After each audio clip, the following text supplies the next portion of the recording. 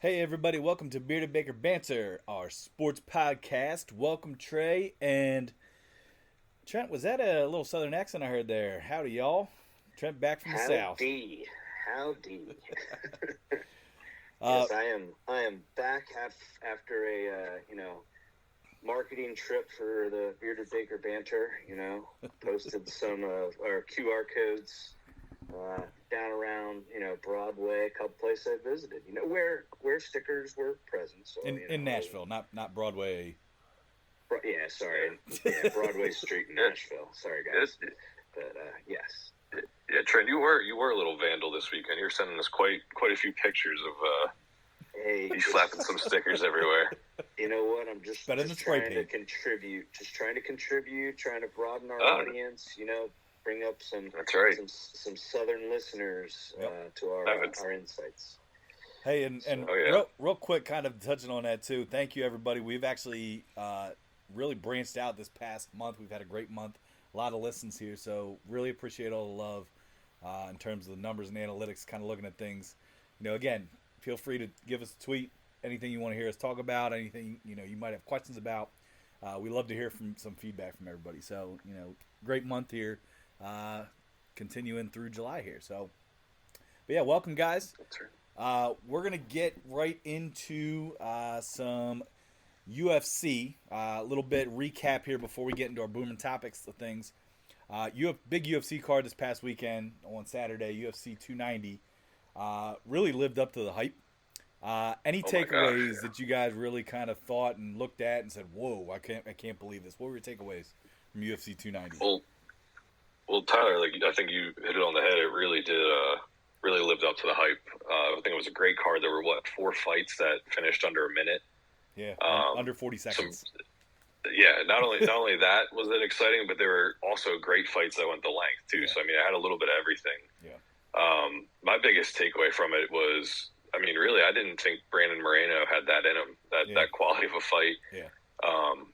Really, I think Trent, you said it. One of the announcers said it too. Is that it felt like he won the fight, but he lost the scoring. Yeah. And that's what made him lose the title. And it was true. If you look at it, the Pantoja, he did win multiple rounds and deserved the win, but it felt like Moreno won the fight overall. Fight of the night, Trey. Who you got? Fight of the night, I would say it's between that, but the Dan Hooker Jalen Turner fight was right up there too. Yeah. I would go with the Moreno Pantoja only because of the missed weight. I think that kind of taints the Turner fight a little bit, but Dan Hooker still won, so props to him. With 2 broken bones. And that kick that sounded like a baseball bat, like Joe Rogan said. I don't know how he stayed. Broke his eye socket. Like, wow. All right. I truly don't know how he didn't get knocked out right then and there. So what was your takeaway here from UFC 290? Yeah, I think it was as advertised. Yeah. A lot of build up going into the card. Obviously for us, we're all kind of really, really intrigued by names Bo. Right? Yeah, Bo Nickel. Bo Nickel. Bo Nickel slipped my mind there. I kind of feel for the guy that stepped up and fought him. Yeah. But we, as we discussed outside of our podcast here, was the guy that came up and did it. Respect to him. He got probably one of his better paydays, but I also think it just goes to show you the talent in the UFC is the top. Yeah. Any of these other MMA leagues, they're feeders. Everyone wants to get to the UFC level. That is the top dog. It's cream of the crop. Yeah, but for him to knock him out in the first round rather than submit him, because that's been kind of his forte. Just kind of, I don't know, it just expands it, and I'm ready to see. I'm ready to see a little bit of a bigger opponent for him. I don't want to throw him to the dogs, the top dogs. I think you throw him to the wolves, though. Yeah, that too. Like they did with Brock Lesnar. Now, granted, Brock Lesnar is a freak of nature, but heck, maybe Bo Nickel's a freak of nature too. So, Trent, would you say like a top 15 fight next? It's gotta be. I'd say top 10. Gotta be. I want to see top 10. I don't want to see top 5 yet. I want to see a top 15. Might be good, Trey. You're right. 15 might be good. More of a People will be pissed I think 15 is not a bad idea. I would probably go with that because what you're going to get is these guys that are ranked above him and that have been like grinded and on streaks themselves, doing it longer. They'd probably be a little pissed to see them get jumped for a top 10 match. So why not take one of those, anywhere from like a 11 to 15 fighter and say, hey, you want a top 10? Here you go. Let's see what you got against this. I mean, I'm pretty sure Bo's unranked still. Yeah. Oh, yeah, absolutely. So I mean, I say, give him the top 15 fight. And I think from there, if you see him dominate that like he's done, I mean, nothing's left the first round, let alone like barely past a minute, I think. So, right. But my other, I thought one of the cool stories that I read up on after everything was done was about Pantoja. Like, I was so for Moreno. Yeah.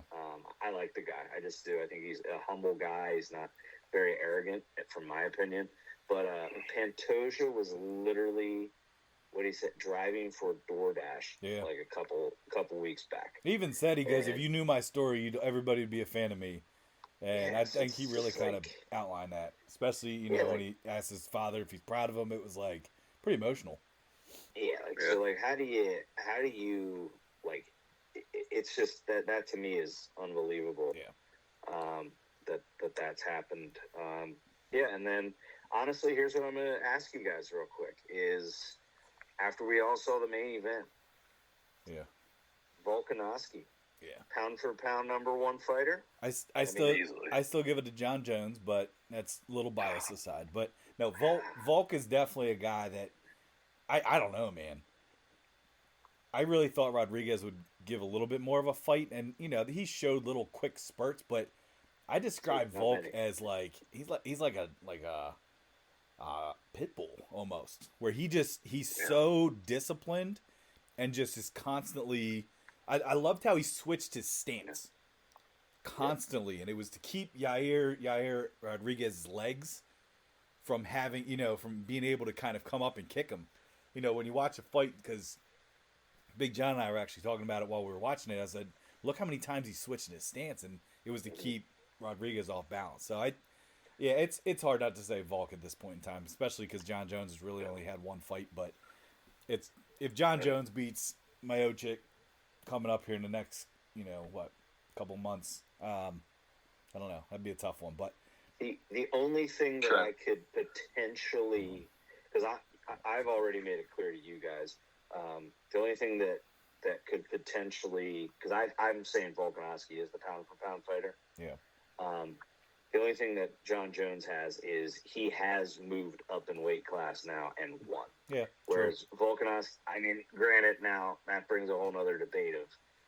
Right. I thought Volkanovski won when he went up. I agree. But that's probably the only thing that you could see is that John Jones is a champ there at heavyweight now. Yeah. So Trent, to kind of answer I agree. I think Volk is the pound for pound number one fighter.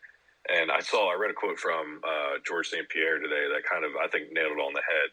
And he said that Volk isn't a specialist fighter at all. He's well-rounded in every aspect of MMA. Yeah. And what that allows him to do is he's just good enough to train to be like the perfect opponent to whoever he's fighting. Yeah. So, I mean, it shows. I mean, when he fought Islam, he showed his wrestling ability, his ability to not get choked out and like really fight control time on the ground. And in this fight, he was able to kind of garner in Rodriguez and not let him get too wild and throw these crazy kick combinations and like catch him off guard. So I think he is pound for pound fighter. I don't see anyone in the featherweight beating him. No, he's almost gonna have to move up. Yeah, I agree, and I would love to see a rematch against Islam. So I hope that's what happens. Surprise of the night. I'm not gonna call it a surprise for me because I did pick it. Duplessis. Yes, we did. Really kind of taking it to Whitaker, and I'll tell you what, that Duplessis guy, I know he fights in this weird, awkward kind of, whatever his thing is, but like, he's pretty exciting, and I really like him, and I feel like he's like the happiest person ever, because I don't think he stopped smiling the entire time, the entire fight, even as, he's getting yelled at by Adesanya, he was still smiling. And I was like, dude, I'm excited to see where he goes. He's been a guy I've been following, I think, his last 2 or 3, maybe even last 4 fights, and keep an eye out for him because I think he's going to give Adesanya a run for his money. in that championship bout. So I'm excited to see that. But there's some genuine hate between those two, I think. So this will kind of transition us out of some UFC stuff, but there was a big announcement coming up, not necessarily UFC related, but Tyson Fury and Francis Ngannou will be fighting October 28th. I've seen now that it is a boxing match, meaning that it is not a kind of hybrid type of deal. It is a boxing match, October 28th in Saudi Arabia. So we'll get into more of that as we kind of get closer, but I think Tyson Fury knocks his butt out. Oh, yeah, definitely. It's my dude, Tyson Fury, baby. They're the only reason it goes past more than, what is it? It's a shortened round, like amount of rounds. I think it's pretty much, I think it's world boxing rules. I thought it is. I thought it was shortened rounds. But anyways, the only reason that Ngannou will even stay anywhere up past like 2 or 3 rounds is Tyson he'll put the show on. Yeah. Don't even be surprised if Tyson takes a tumble at one point. Yeah. Just give it a little look, just to mess with his head too. Yeah. There's no way I'm calling it right. There's no way Ngannou beats Tyson Fury. But all right. Well, that leads us into, I think, everybody's favorite segment here. The booming topic segment here. And hey, we're going to start off with Trey. Right? We're going to start off with Trey here, who's going to give us some topics to discuss. We'll move into some other things, sport-wise, and then we'll finish up, round out the episode here with some baseball talk. Go ahead, Trey. Yeah, so, I mean, kind of, as we all know, the baseball All-Star Weekend happened. Shout out to us for all picking Vlad Jr. That's right. And winning some big bucks there, but... Except me. Sorry. That's right. It's all right. My pick would have beat Vlad Jr. in the first round. Yeah, I don't disagree. Adley, come on. Yeah. But no, so that kind of leads me into my booming topic, which is just Major League All-Star weekends in general. So it kind of got me thinking about the different ones, watching the baseball, the game this weekend, which to me personally is, I think for the game itself, the most legitimate, true to the sport. Yeah. I think it's the most competitive. Trey, this is actually a topic that I was going to use as my backing as to what you're saying right now. Yes. Oh, okay. This is. All right. Darn you. Well, I'm jumping to it. I was going to say, I missed 1 week and the tables have turned. I know, right? No, I'm stealing your topics. No, but no, it just had me thinking about all of them. Like I said, I think baseball is the truest to the sport, the most competitive. Mm-hmm. And it's enjoyable to watch because it looks like another baseball game with just the best of the best players. Yes. I think that other All-Star weekends are better in certain aspects. Like, I like the NBA skills competition. I like watching the 3-point competition. Not so much a dunk contest anymore, but yeah, I just wanted to kind of get your guys' thoughts on it. Ways that either one can improve. Like, I mean, the NFL we know is just a disaster. Yeah. But yeah, just kind of open the discussion to or just Major League Sports All-Star weekends. Go ahead, John. I'll let you go.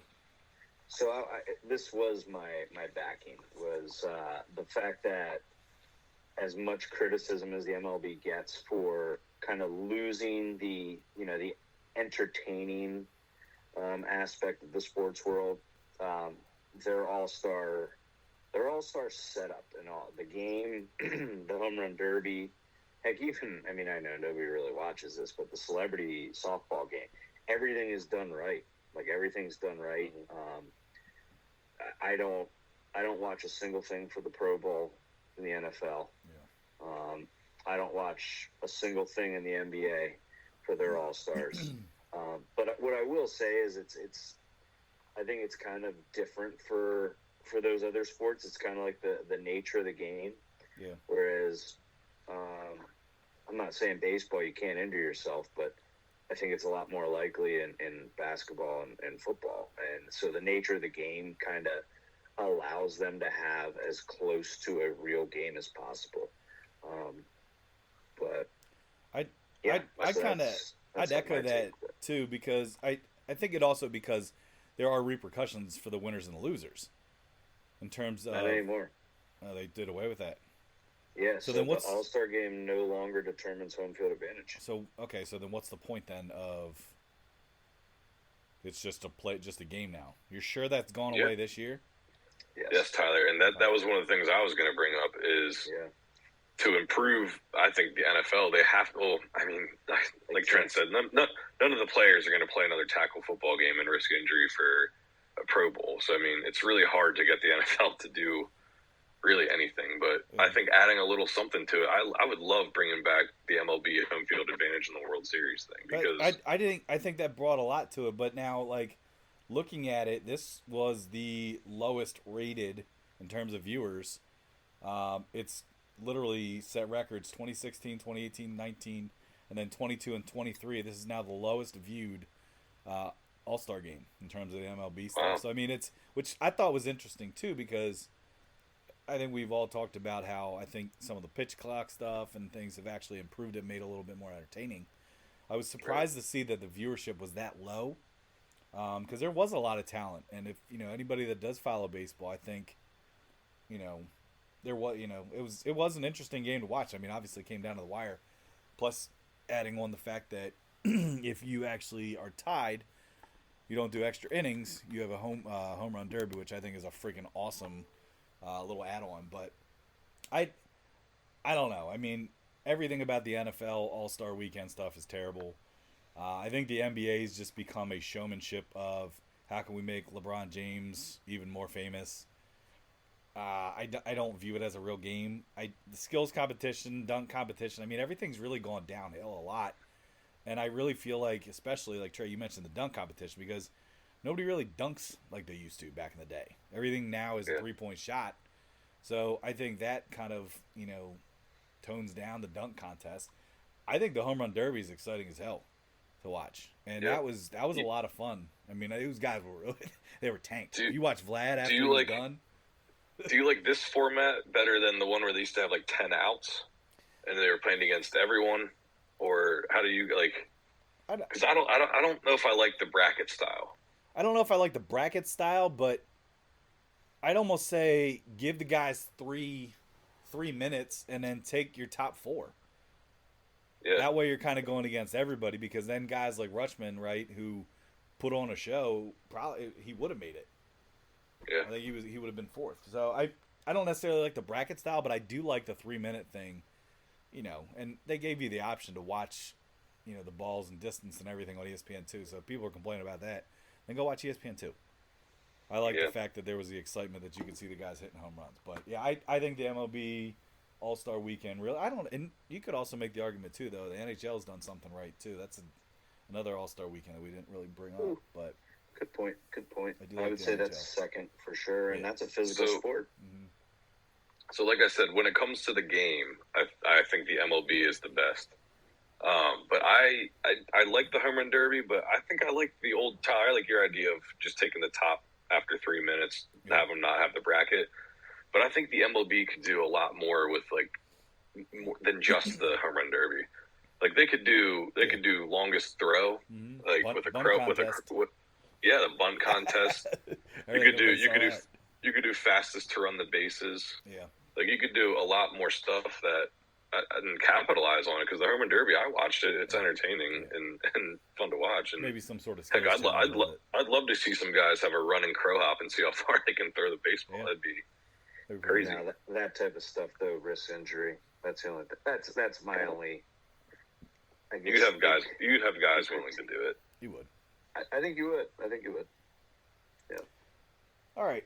So I like that, Trey, though. It's an interesting topic of things, but I'm on MLB for sure. I think we all are. Yeah. And then just adding some little wrinkles. And don't get me wrong, the NFL has tried. They did the best catch this year. Yeah. Which that could get better. They actually went to flag football. Yeah, which good, because it pretty much was anyway. They just wouldn't admit it. Right, exactly. All right. We'll transition a little bit here. I got a topic to discuss. Basically in the news as of, I believe it was today, but my topic here is about Hard Knocks and what are they doing wrong, what are they doing right, and some thoughts about the Jets being the team on it. I'm actually kind of disappointed that the Jets are on it, and more so because I think they have a quality team, and I feel like Hard Knocks brings in a lot of distractions. And I kind of looked at it in the sense of, what did the new Peyton Manning series do with quarterback, where he followed 3 quarterbacks and obviously had success with Mahomes, who won the Super Bowl. But I don't know. I don't know. What are you guys' thoughts about the Jets on Hard Knocks and just kind of Hard Knocks in general? Sure, I'll let you go first since your ex-starting quarterback is there. Yeah, I mean, I won't be watching. No, I'm just kidding. I'll probably end up watching it. But, yeah, Ty, I think you're right. I think a lot of times it does serve as a distraction. Like, I don't know, people act different when the cameras are around, when they know they're being filmed. Yeah. Some people can get, like, an ego and try to show off whatever. It just doesn't – it can only hurt you. I don't think it can help you as a team. Yeah. So, yeah, I mean, I'd like to see what the Jets can do without that distraction because I think they do have a good team and stuff. Yeah. On the other hand, it is going to be entertaining seeing all that talent be filmed, seeing Aaron kind of fit in with his team, gain their chemistry and their trust. Yeah.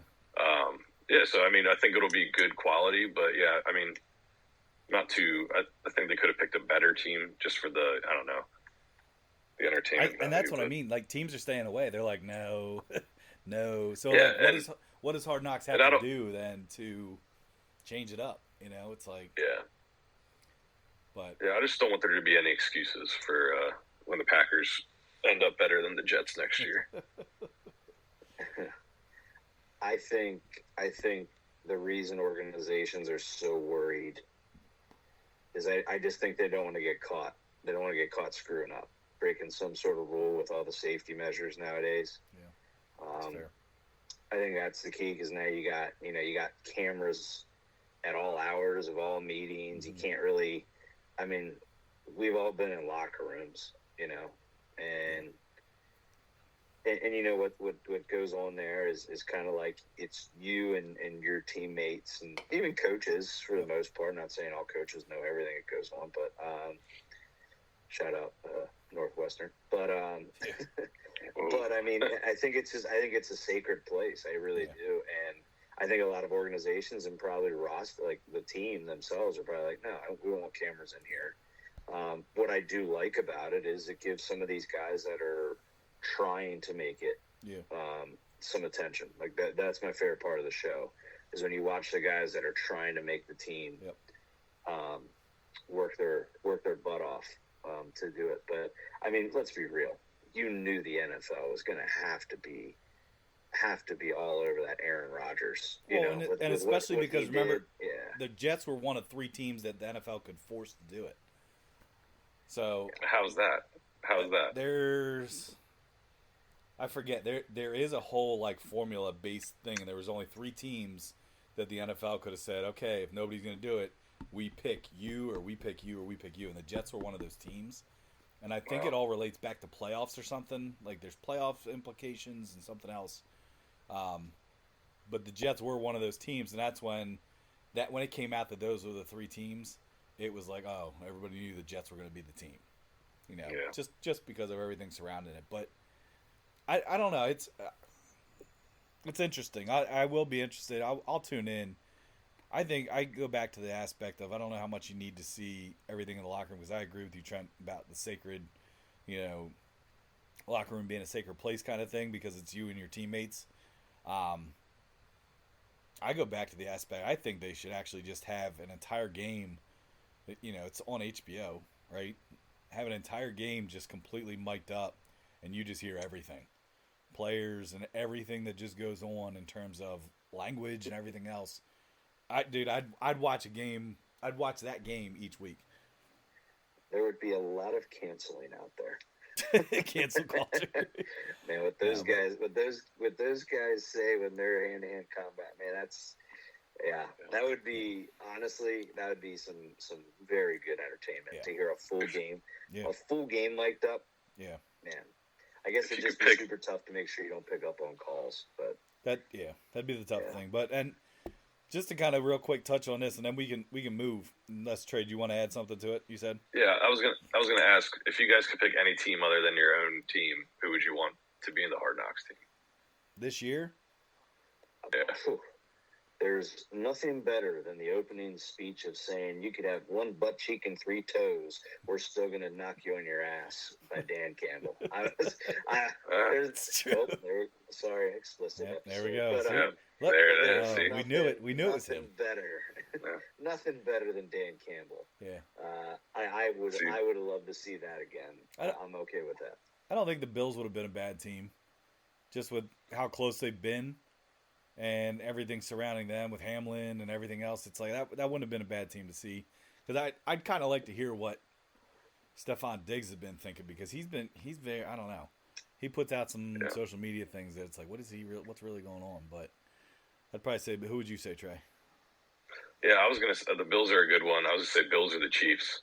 Yeah, I think the Chiefs got some entertaining characters. Andy Reid would be fun to watch. Oh yeah, see how many Big Macs he brings to a meeting. Oh my gosh, yeah. No, but hey, real quick on the last note on the Jets here, and then we'll move to Trent's topic. Little fun fact tweeted out today by Schefter, but Quinnen Williams, defensive tackle, the first Jets player selected in round 1 to sign a second contract with the organization since Muhammad Wilkerson, who they picked in 2011. So no other Jets player selected in the first round from 2012 to 2018 had ever signed a second contract with the team. So that's something interesting and a little bit significant as well. But you know what they say, bless you, thank you.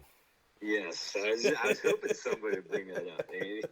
I just watched that video again today on Twitter. It's when Quinnen Williams, Trey, sneezes in the middle of an interview, says bless you and thanks himself. Like, classic, dude. That was awesome. Yeah. All right, transition here into Trent, your topics. All right. So, back when we were kind of getting this thing rolling around, I guess a little bit around like Super Bowl time, but most importantly, college basketball time, a topic that came up often, I think for many episodes, was the topic of blue bloods. Okay. Right? So, blue bloods, by definition, are kind of like the programs, the universities, I should say, in college sports that dominated. And I'm getting this, or I'm bringing this topic up from, his name on Twitter is Kyle Umlong. Okay. All right. And shout out to Kyle. He is Kyle. Yes, he is a co-host of a podcast called Statistics Pod.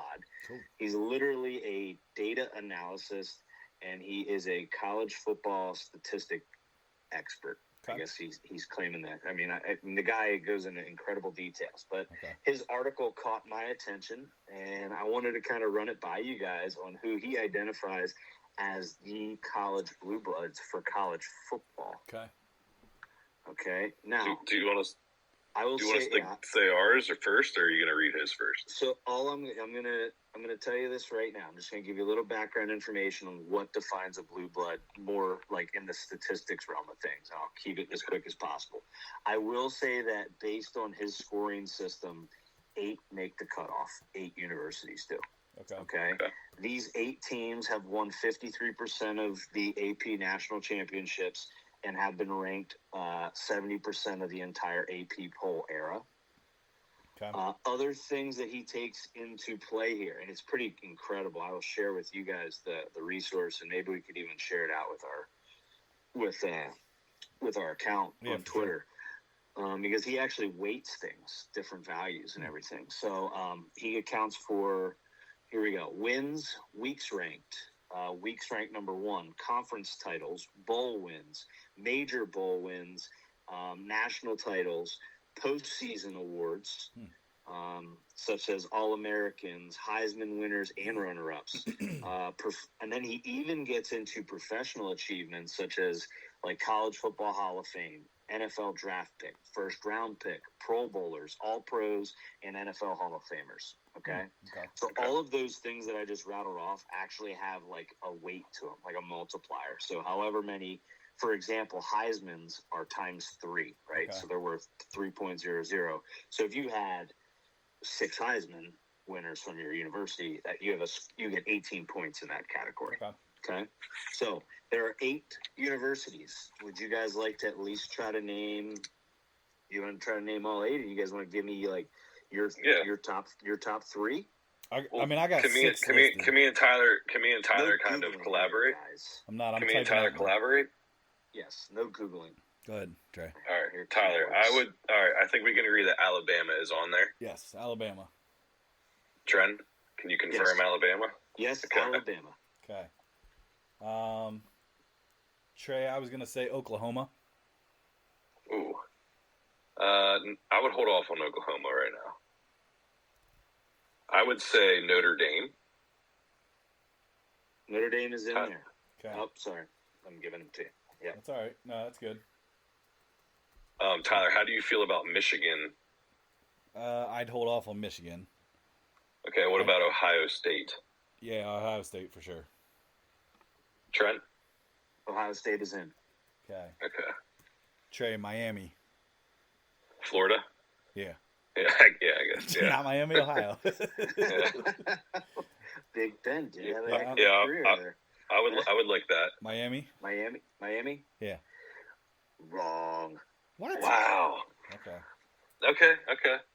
I'm gonna Ty, you really don't think Michigan, huh? Yeah, put it on there. Let me say something real quick. Miami is actually 13th. That's their ranking. Wow. That doesn't. So okay. Yeah. Who did you guys just say? Ooh, Trey. Trey, what about Florida? Florida would be one. I think Georgia. Well, hold on. Let's go Florida first. Let's pause here. So I'm going to tell you Florida's no. Georgia's no. Michigan was a yes. So you guys have 4 of 8 so far. Yeah. Okay. And then Texas. You said Georgia's a no, Trent. Georgia's a no. Okay. You said Texas. What do you think, Tyler? I like Oklahoma better than Texas. I like LSU better than Oklahoma. All right, go. LSU because Nick Saban was there too and won a championship. Trent? No LSU. Wow. All right, Oklahoma. Are you guys both agreeing? I don't think Oklahoma, but yeah, let's do it. Oklahoma is in. What? Think how many Heismans they have, Trey. That is key. Oklahoma is tied. Okay, well, let's say USC then. Oh, that's a good one. USC Trent. is in. Yeah. Yes. Good call, Trey. So you guys. So we got 6. Yeah, we have 6. Yes. We have Alabama, Notre Dame, Ohio State, Michigan, Oklahoma, USC. Trey, Clemson or no? Or are they just recency bias, like Trent likes to say? Might be recency bias. I love that recency bias. Give it to me. What about Penn State? I was gonna say Penn State or even Oregon. Hold on a second. Florida's a no. Florida's a no. Wow. Okay. I can give you guys what some of these teams that you're guessing are ranked. I don't like Oregon, Trey. No, I don't like Oregon. Do we say? Let's think of some SEC schools. Tennessee. I was gonna say Tennessee, but go ahead, Tennessee. Well, no Tennessee.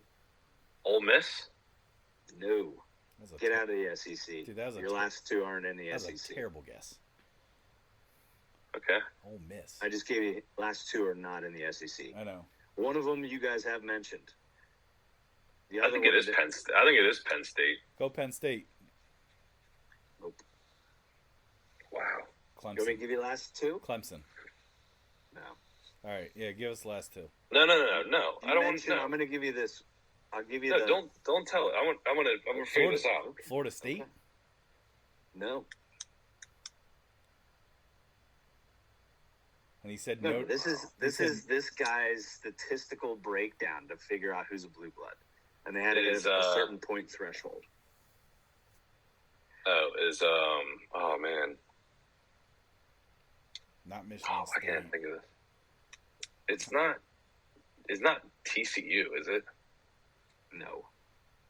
WVU, Pitt, and kind of Maryland, Virginia. Just Texas? Really? I said Texas. I know. He said we mentioned it. You guys didn't agree, though. Okay. Yeah. Texas is one. And then I think I have to give you the last one. Because you guys are naming all teams that most people would say are over this. Matter of fact, like most the conversation into this. Can you give us like a region of the country? Those good old flyover states. Nebraska? Yes, very good. That was a good hint, I guess. Huh? Yeah, Nebraska rounds out. Actually, they're 8th. So, just to kind of give you guys the actual like top blue blood, and I'll give you them in order. USC was number 1. Wow. Okay, USC is number 1. Ohio State was 2. Notre Dame was 3. Why was Notre Dame 3? Alabama 4.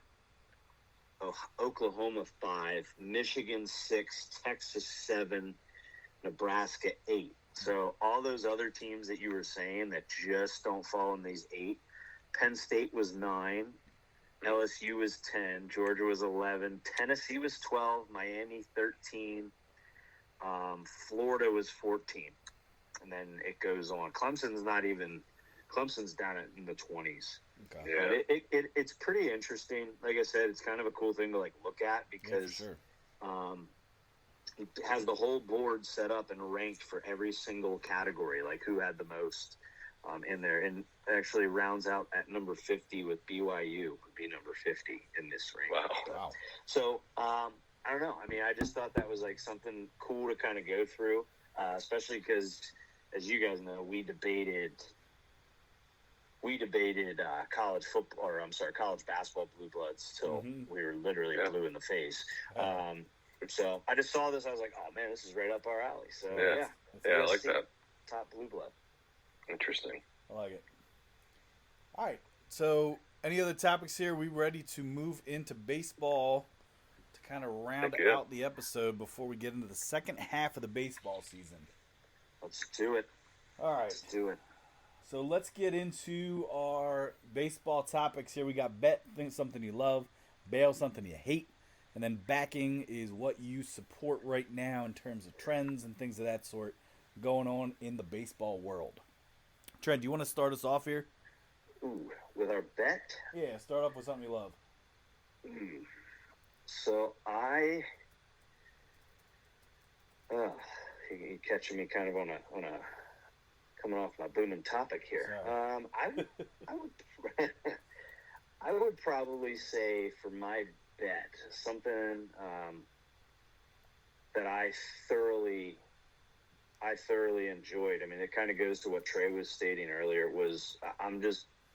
I love the All-Star Game setup, the MLB All-Star Game. I mean, I hate to be repetitive in this, but that was just something that I felt was done. It's still done right. Could they make it worth home field advantage? Yeah, I think that could be a little bit better. However, I would say, I love the game still. I watched the whole thing through and through. I would like for them to go back to their actual uniforms. So yeah, I'd agree with that. But yeah, so that's my bet. Let's maybe consider making it worth home field advantage, but don't touch the actual game itself. I thought that was done well. Yeah, I agree with that. Trey, you want to go or you want me to go? Yeah, I got a betting. I am betting on Shohei Ohtani and the Angels. Shohei, like Shohei. Goodness. Jeez. Shohei. Like fly pie? What are you saying? It's tomato. I'm not. You butchered his name so badly. Ooh, that was bad. Either way, that's who I'm betting on. All right. And I'm betting on him and the Angels. I mean, they're only 7 games back. I think that he either. Out. Yeah, I understand. But they're only 7 games back. I think that they're going to ride his hot streak. He's going to one-up Aaron Judge from last year. He's going to earn himself the biggest contract ever this coming off season. I think that the Angels are going to be buyers at the deadline, especially for another starting pitching arm. And I think that's going to put them over the edge. I think they're going to come back, maybe steal a wild card, because I think the Astros will ultimately win that division. But, yeah, that's what I'm betting. I'm betting on Shohei and the Angels. Oh, my gosh. Shohei. Oh, boy. Shohei, whatever. Show, whatever. Real quick before I get into mine, Jared Carabas. Carabas. Had a tweet out. Sorry, yeah. He had a tweet out a couple days ago. Trey, you mentioned Aaron Judge. Said, since Judge last played a baseball game, the Yankees ranked dead last in the majors in batting with a .218 average and on-base percentage of .288. So, Yankees are dead. But that's just me. So Tyler's turned into a huge Yankee hater. I mean, I always hated the Yankees, but now that they just screwed me over. But now you're like really outspoken about it, passionate about it. I don't care. Good. I will say the thing I love right now is the Royals pitchers under K props. Jordan Lyles, Zach Greinke. Quick little hat tip here to at Covers on Twitter. Did the most and least profitable pitchers heading into the second half here of the MLB season. Oddly enough, two of the bottom three here were Royals pitchers for least profitable. But real quick, just to kind of run those down, you got Luke Weaver is the most profitable. Luke Weaver, that's from the Reds. You have Dean Kramer is the second most from the Orioles. You got Tommy Henry from the Diamondbacks is also the most profitable pitchers to bet on. And then least profitable, Jordan Lyles, Zach Greinke from the Royals, and then Jameson Taillon. It's kind of interesting. So. It hasn't moved much since before. Remember how? Yeah. I think I gave that a couple episodes back. A lot of those guys are staying buried in least profitable, and because this was just tweeted out today, so it's been consistent. I mean, I don't know how much has changed, but yeah, my bet though, I love watching the Royals pitchers. I'm also still a big fan of the Astros pitchers under K props too. I think they're getting capped a little high, so I like to get the under on some of the Astros pitchers. But if it ain't broke. Hey, if it ain't broke, especially Trey, JP France with his phenomenal lip saddle and goggles. One of the best. Check him out, Trent. We talked about him last week. He gives Strider a run for his money in terms of best lip saddle in the league. All right. So, all right, I'm ready to bail. Tell us what you're bailing on. All right, I am bailing on the MLB not having the ability to review balls and strikes. They're currently using the technology in the minor leagues right now. If there's a called strike, the batter has the ability to actually challenge it just by tapping the top of his head. Umpire turns around. Very, very similar to like if you've ever seen a challenge in tennis. I don't know if you guys know what I'm referring to, where they can actually show you in that K zone if the ball touched the K zone or not. So I am bailing the fact that the MLB does not have that. They need to you've already added a pitch clock. And I would honestly like for pitchers to be able to challenge a strike. So I think it has shown to be successful down in the minor leagues. I know people complain about instant replay or reviews in football and that, but hey, once again, we talked about this with referees a couple weeks back when Tyler doxed the entire NFL league officials. I'm talking about one guy specifically. But in reality, there's going to be an error. And you know what? I absolutely hate when a game is decided due to an error in the umpire or whatever referee, and then they have to come out later and say it was wrong. Yeah. It's just, it's got to change. So I'm saying bring it on up. You guys experimented with the pitch clock in the minors. You see that success. bring it up to the MLB. That could even be something too, where if they're using the technology, and I mean we can even see it on TV and everything else too, where the strikes are at. If that could even be to a point where not getting rid of the umpire, the umpire behind the plate, right? But almost to a point where like you have like a buzzer on, and your right leg buzzes, all right, strike. Your left leg buzzes, all right, ball. You know what I mean? Where they're almost being told what to call, but then that way it also relays it to everybody. Yeah. Something, but yeah, okay, that's not bad. It's worked. There's video out there of it being used in games, and it's quick. Yeah. It's quick. So, yeah. Cool. Terry, what are you banning on? What do you hate? I hate the AL Central, the whole conference, the whole division as a whole. I think I just don't know what team is going to come out of it. I think they're all just very, very bad, very streaky. Mm-hmm. If I had to pick one, I'd probably think it's going to be the Twins. But yeah, I just don't like any of them. I think most of the teams are going to be sellers come the deadline. I think whatever team does make the playoffs is going to get bounced round one. So yeah, I'm just bailing on the AL Central as a whole. Yeah, that's a pretty narrow margin right now. I mean, the Cleveland team's actually technically in first with a 500 record at 45-45, but Minnesota's 45-46, and then after that, I mean, Detroit is a mile behind. Shot Sox are a mile behind the Royals, but yeah, it's a pretty weak division.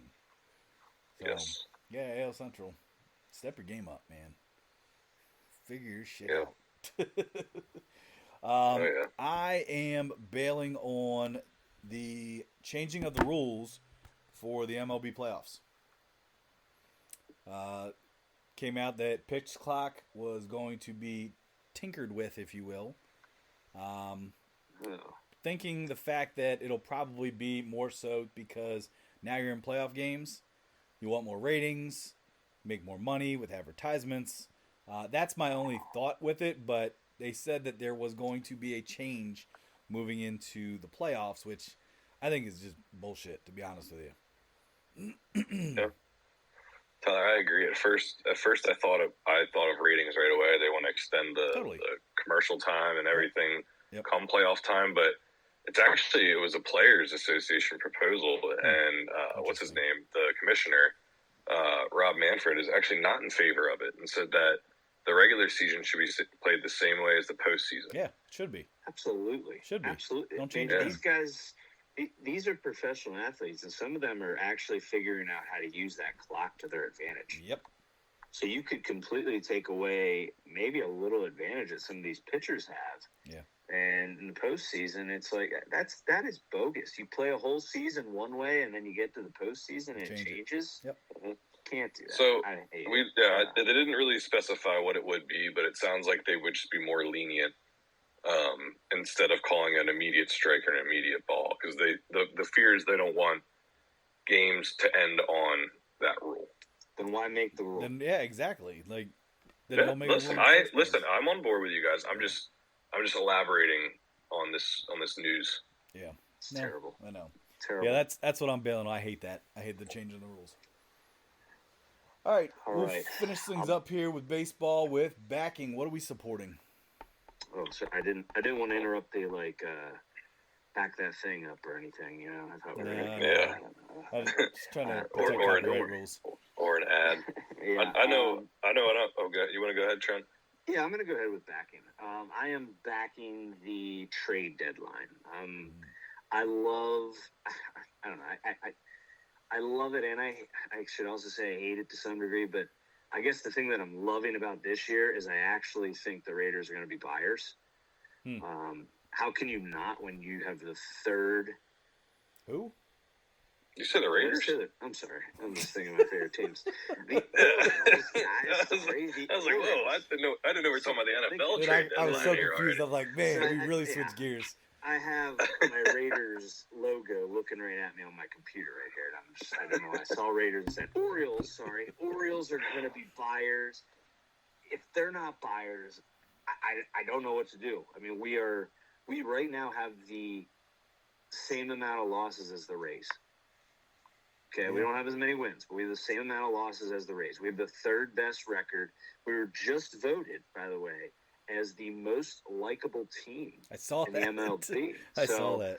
I'm all on board of this rare occasion where I think the Orioles might go out there and buy maybe I personally would like a good lefty starting pitcher, an ace that's a lefty, because I think we have a lot of righties. But trade deadline for MLB. It's the reason I say I somewhat have a little bit of a sour feeling about it is that's where some of those teams like, you'll see the Pirates. The Pirates will be sellers. Maybe not. They're not too far out of the race either, but they'll probably still sell. I think you're going to see. Sadly, I think you're going to see the Cubs sell, and the Cubs aren't too far out with that pitching staff they have there. I would love for the I almost said the Raiders, the Orioles to get Steele from the Cubs. That's a stud right there. So Trent, there's one team that already declared themselves sellers, and they said we are trading at the deadline. Cardinals. And that's the St. Louis Cardinals who do have some weapons to deal. Trust me, they got some. I wonder if give up the third baseman, you think? Arenado. I do. Do you think they will? Wow. I think they give up Goldschmidt too. I could say. Wow. I don't think. I mean, I'm just speaking from my team's perspective. I don't think the Orioles need either of those two guys. No, not at all. They need a pitcher. They need a pitcher, an ace, a legit ace. And I prefer a lefty, but yeah, that's interesting. It's going to be interesting. That Cardinals club, I'm pretty sure they were the favorites to win that division at the beginning of the year. So, Trey, go ahead. Yeah, Trent, I'm kind of backing something similar to yours. You kind of touched on it with your trade deadline, but I'm backing the fall of the Tampa Bay Rays and the rise of the Orioles that was slowly but surely happening before the All-Star break. I think the Orioles come out of it. I think they come out of the strong AL East, easily the best division in baseball. I think they are going to be buyers at the trade deadline. And Trent, I think you're right. They got to get a pitcher. I know it was rumored. There was no actual traction on it, but I think Shane Bieber from the Guardians would be a great pickup. Who? From where? From the team from Cleveland. Yeah. Gotcha. I also think the White Sox have a couple pitchers that they could deal. I'd even maybe. That's what I mean, and they're definitely not going to be buyers come the trade deadline. So maybe they give up Dylan Cease. Who knows? Yeah, they need to do something. They don't have much of a choice. I mean, White Sox are terrible. Well, that whole division is terrible. Yeah. So that's my backing is the Baltimore Orioles coming out of the AL East, keeping this hot streak going in the second half of the season. I'm not trying to sound like a broken record here, but I was also backing Orioles. I did find an interesting little tidbit fact too, just watching the Home Run Derby the other night. Since Rutschman debuted last season in May, the Orioles actually have the fourth best record in baseball since his debut at the end of May last year. So that, I mean, like I said, that dates back to last season, but I thought that was kind of a fun fact. They're young, man. They're young, and there's a lot of talent. I mean, it was impressive to see how many All-Stars they had this year, because I usually feel like it's tough to find an Orioles on the All-Star team. The other team that I'm backing a little bit is, don't sleep on the Phillies. Yeah. Is they're, they had some bad losses against Miami, but if you look at Miami is literally fourth right now overall, with the fourth best record in baseball at 53-39. So I mean, it's, the Phillies have quite a climb to go, but they got hot. They're getting hot. Again, kind of like they did last year at the right time. Heading into the second part of the season, we'll see if they can keep some of the heat going moving forward. But it all depends on them. We'll see what happens. So watch for Tyler. You said about the Orioles and exciting. Watch for Gunnar Henderson this second half. Okay. Dude's going to be an all-star next year. Okay. And also, I think we're going to bring up Grayson Rodriguez back up again too after he did some work in AAA. Yeah. I know he didn't really live up to his hype to start the season, but he is a really good pitcher. Yeah. Yeah, it'll be interesting. Sorry, listeners. I swear this isn't a pro Orioles show or podcast, but hey, there's a lot to back for them right now. I mean, they're second most profitable team in baseball. So if you're keeping an eye on, you know what, you get really good value on their money lines. And team totals. And Trent, you already said it. They're the most likable team in the MLB. So. Yep. Darn right. Let's go O's, huh? Just a bunch of black and orange birds out there. That's right. Hey, one more thing note about the home run derby. Do you guys see the stat too that most home runs, Guerrero when he had 91 in 2019, Rosarina this year at 82, and then Julio Rodriguez last year at 81. When those guys had the single home run derby record for most home runs hit, did not win the years that they hit those. Wow, so that's weird. I think that kind of goes back to, some sort of change. I think you get rid of the brackets. Get rid of the brackets. I agree. Take your top four. Take your and move. But yeah, the bracket makes it more exciting, in my opinion. It does, because everybody loves brackets. Everybody likes this versus that. Yeah, I get it. Matchups, yeah. But can we all agree that what's his name? I can't even think of his name, for the Pete Alonso. How bad his pitcher was. Oh yeah, dude, he was awful. And he was all over the place. Well, and they said his guy canceled because of a sore arm, and I felt terrible for him because he's been the king here for a couple seasons ago, and he didn't get anything. He just felt bad. He takes it so seriously too. Oh, I know. That's what I'm saying. Like, I felt bad because every pitch was awful. Ripping deadlifts in the back weight room before it comes out. Like, dude's a nut. Yes. He's a nut. Yeah, I love it. Sure, having that big number in front of him to catch 41 was a little obnoxious. So. Well, yeah, but that was to catch that in the first round. Like, geez, but. I also think that Mookie Betts should not have been in the home run derby. Yeah. It's surprising when they said he had 26 home runs. I was like, no way. But it's a different ball game, if you will. Hey, I'm just telling you guys, these 2 days, they're rough without sports. I'm excited for baseball to get going again. Let's go. Yeah, we need something here because it was rough. Yes. But all right, we'll be back. We'll be back at the grind tomorrow with 3 recipe picks, right? Daily recipe, yep. And a board. Daily recipe and a board. Yep. Let's do it. We'll get all those out to everybody. First game's at 6:05 tomorrow. That'll be the Padres and the Phillies. A lot of games around 7 o'clock time. A couple nightcaps there to close out the night. But there's a lot of baseball tomorrow, so keep an eye out. Daily recipe picks and a board. Appreciate you guys. Appreciate all the listeners. Thanks for tuning in. Heck yeah. Yeah. All right. Have a great weekend filled with sports again. That's right. Sports. Right? Because this is the sports podcast show that talks about sports. And sports-related topics. Okay. Thank you. All right. I'll see you guys. All right. Take it easy, guys. Peace.